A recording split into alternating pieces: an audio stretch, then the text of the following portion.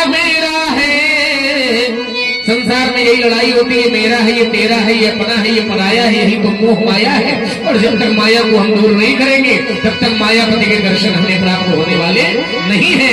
यह मेरा है, यह तेरा है, और इसका कर दोगे जब विनाश तो पथिक अकेले ही पथ पर बढ़ते रहने की प्रबल आस। अज्ञात लक्ष्य और अज्ञाती पंथ, तुम मिलो पथिक अज्ञात मुझे मैं कठिन पंथ का बधिर करता नित झंझावात से। ये तुम्हारा जीवन दर्शन, हमारा जीवन दर्शन कैसा है? ये क्रोधी अनहन क्रोधी रजत क्रोधी, शरीर में आप परिचय क्रोधी, अनहन क्रोधी रजत क्रोधी, शरीर में आप परिचय में संघ का क्रोधान हो।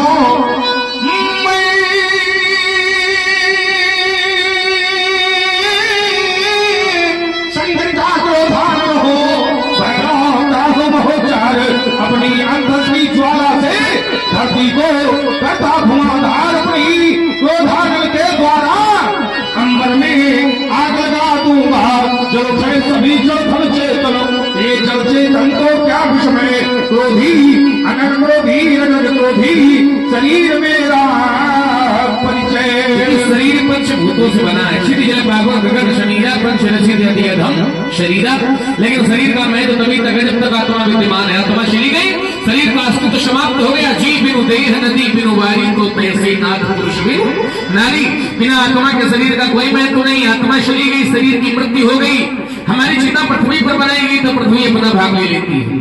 आकाश के नीचे चिता बनाई गई तो आकाश अपना भाग ले लेता है। और चिता में लगा दी गई आग तो आग अपना भाग ले लेती है। और आग हवा के बिना लग नहीं सकती है तो हवा अपना भाग ले लेती है। बची राख, राख को लोग गंगा यमुना में बहा देते हैं तो जल अपना भाग ले लेता है। बचा क्या? कुछ नहीं, ना कुछ लेकर आया है और ना कुछ लेकर जाएगा। यदि कुछ जाने वाला है तो भगवान का लिया गया नाम और हमारे द्वारा किया गया काम माने कर्म ही साथ जाएगा, इसके अतिरिक्त कुछ जाने वाला। राजा रामपाल जी गदरुआ निवासी, आपने भी 100 मुद्राएं भगवान परशुराम जी लक्ष्मण टोड़ों सबसे भेंट किया है। बहुत बहुत शुभकामनाएं। इसके अतिरिक्त कुछ जाने वाला नहीं है। बुद्ध भी कहता है कि जीव आता कैसे है और जाता कैसे है, तो ये हम मुट्ठी बांधे आया जग में और खोले खोले जाएगा तो जाएगा। श्वास का पंछी तब पिंजरा खाली रह जाएगा। यह दाने बीन चबाने वाले उसी घाट पर जाते हैं और शरण भस्म के खाने वाले उसी घाट।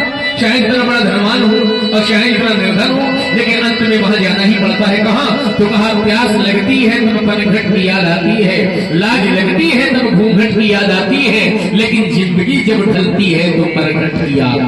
वहां सबको जाना पड़ेगा। हमने जो कमाया है जीवन में, मकान दुकान, ये सब यही रह जाएगा।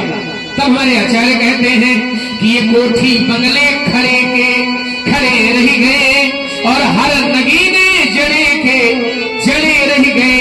अंत में लखपति को न ढेला मिला और हंस जब जब उड़ा तब अकेला उड़ा। ना ही राजा रहा और ना ही रानी रही, पर ये कहने को केवल कहानी रही। ना ही राजा रहा और ना ही रानी रही, ना बुढ़ापा रहा जवानी रही।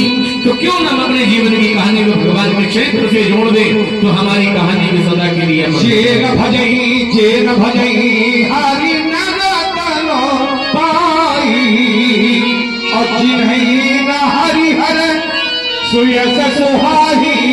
इसी का नाम है जग। जा माने जन्म लेना और जा माने दमन करना, इसी का नाम जो है। ये नारी छूट गई जब नर की, ये नारी पीछे चलने वाली नारी नहीं, ये नारी छूट गई जब नर की। तो प्रियजन इतना ही कर पाए, 4 लोग कंधे पर रखकर मरघट तक ले आए। कौन कौन यहाँ आता है? मरघट, इसका एक नाम शमशान घाट भी है, जिसको लोग शमशान घाट भी कहते हैं। शमशान घाट क्यों कहते हैं? क्योंकि इस घाट पर चाहे राजा हुए चाहे रंग का हुए, सबकी शान सब है, बराबर है, इसलिए संसार है। ये नारी छूट गई जब नर की, तो प्रियजन इतना ही कर पाए, 4 लोग कंधे पर रखकर मरघट तक ले आए मरघट। कौन कौन आता है? ये दाना तीन चबाने वाले इसी घाट पर आए, स्वर्ण भस्म के खाने वाले इसी घाट पर आए, ये बिना कफन मर जाने वाले इसी घाट पर आए, गगन ध्वजा फहराने वाले इसी घाट पर आए, ये धनवानों के बलवानों के, ये धनवानों के बलवानों के बड़े बड़े बेटे हैं, पर अंत समय वो चिता के ऊपर चुप होकर चित लेते हैं। सह न सके सिर दर्द कभी उपचार बहुत करवाए, जब समय आ गया चलने का तो धन्वंतर कामना आए। सावधानियों का चाहे जितना जोड़ा जाए मेला, पर उस मेले को तोड़ ताड़ कर उड़ता हंस अकेला। माँ की गोदी से मरघट तक, माँ की गोदी से मरघट तक ये कितनी लंबी यात्रा है? इतनी लंबी यात्रा नहीं है जितना लोगों ने समय लगाया है। यात्रा कितनी लंबी है? माँ की गोदी से मरघट तक कितनी है ये दूरी, और जिसको तय करने में सबने उम्र लगा दी पूरी। किसी कवि ने इस शरीर को कंचन काया नाम दिया है, उस कवि ने इस शरीर पर कसकर व्यंग किया है। वो व्यंग क्या किया उसने कहा कि शरीर सोने का है। अगर ये शरीर सोने का है तो जो सोने की राखी होती है इसे स्वर्ण भस्म कहते हैं, बड़ी मूल्यवान होती है। अगर ये शरीर सोने का है तो इसकी भी राखी का मूल्य होना चाहिए। यही उसने इस शरीर को व्यंग किया है। किसी कवि ने इस शरीर को कंचन काया नाम दिया है, उस कवि ने इस शरीर पर कसकर व्यंग किया है। व्यंग क्या है?